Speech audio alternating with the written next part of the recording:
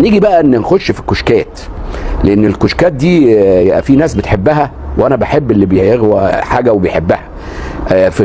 دايما في رغيه انا اقول لما واحد يجي يقول لي يا عم ماهر اغوى ايه؟ اقول له اغوى يا ابني اللي تحبه. سيبك من حمامه دي بتتباع دي ما بتتباعش، دي ليها سوق دي ما لهاش سوق، دي يعني فكر غلط. اللي انا بعتبر اللي بيحب حاجه يربيها، اللي بيحب حاجه يغواها. ليه؟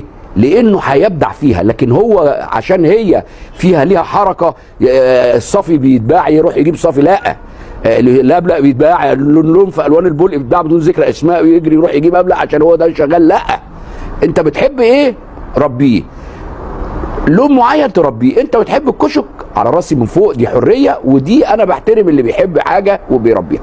فنرجع بقى للكشكات. الكشكات دي اولا حمام مش مصري، يعني هي جت مع العثمانيين. الكشكات دي جت من حوض البحر الابيض المتوسط، منطقه شمال سوريا وتركيا ودول البلقان، اللي هي دول البلقان اللي هي بولندا وبلغاريا وتشيكوسلوفاكيا، البلاد دي. بس هي الكشكات دي كانت في تركيا، يعني كانت مستوطنه في تركيا، ولذلك كلمه كشك دي كلمه تركي يعني قزم باللغه التركي، الترجمه بتاعتها يعني قزم. فالكشكات دي جت مصر واستوطنت، وجه دلوقتي الكشك يعني كانوا اللي موجوده في مصر دي كانت موجوده من قديم الازل. صحيح مع الزمن اندثرت الكشكات الاصلي المصري الاصلي، والناس يعني بقى الكشك وشه بقى محلول وتقريبه بقى التقليد مش مظبوطه. لكن انا شفت كشكات دي في اواخر الخمسينات والستينات لغايه السبعينات، كانت موجوده بالوانها وشكلها كان جميل. دلوقتي بدات يجيبوا الكشك بتاع بولندا اللي هو البولتش ده مش ده جاي، ده داخل جديد، اللي هو كشك ببرنطه جميله وليه تكوين كويس، وبعدين قصير بس من غير كشكه وحافي.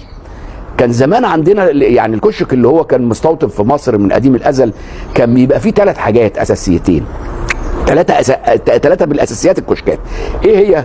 كان يبقى الكشك اولا قصير، صدره عريض، ليه كشكه 3 اظرف في الحصاله، ليه شروال او شراب بيسموه شراب او سروال. السروال دي كانت كلمه شامي، يعني كلمه سروال دي كانت شامي، يقول لك بسروال، واتحورت عندنا بقت بشروال. فكان الكشك اللي هو الموجود عندنا كشكه 3 اظرف كده في الحصاله، وكان في منهم بدبابيس وفي منهم ببرانيط وفي منهم قرع وليهم الشراويل. الكشكات اللي جت قريب دي اللي هي جت من 5 6 سنين او من 10 سنين، منهم الكشك اللي حجمه كبير شويه ودماغه دايره، ده اللي في ناس يقول لك عليه افريكان اول. لا، ده مش الافريكان اول، ده الكشك ده جه من بره، ابو دماغ كبيره ده وحجمه كبير وطويل، منهم بيطلع فيه الوان غير صريحه، وضربه مغير، ضربه مش مظبوط، تلاقي ضربه فيه صفار كده، ومنهم بيطلع، لا ومنهم دي الكشك اللي شربت الافريكان اول. ده كلمه افريكان يعني كان موجود في افريقيا، وافريقيا دي هو الصافي، اللي هو الصافي ده افريكان اول، كان موجود في شمال افريقيا، ولذلك سموه افريكان اول يعني البوم الافريقي. لكن الكشك اللي هو بيقولوا عليه افريكان اول ده جاي من بره، جاي من اوروبا في ال10 سنين او ال15 سنه اللي فاتوا. فنرجع بقى الكشك الحر المصري، في منهم ذات الاكتاف بالوانهم، وفي منهم ساده. فالساده ده اللي هو منهم الاحمر كشك، والاسود الكشك، والازاز الكشك، والبنيد الكشك، خدت بالك، ومنهم السبربيت كشك، خدت بالك، اللي احنا كنا قلنا عليه في الحلقه اللي بتاعت الصوافه ان في سبربات كشكات.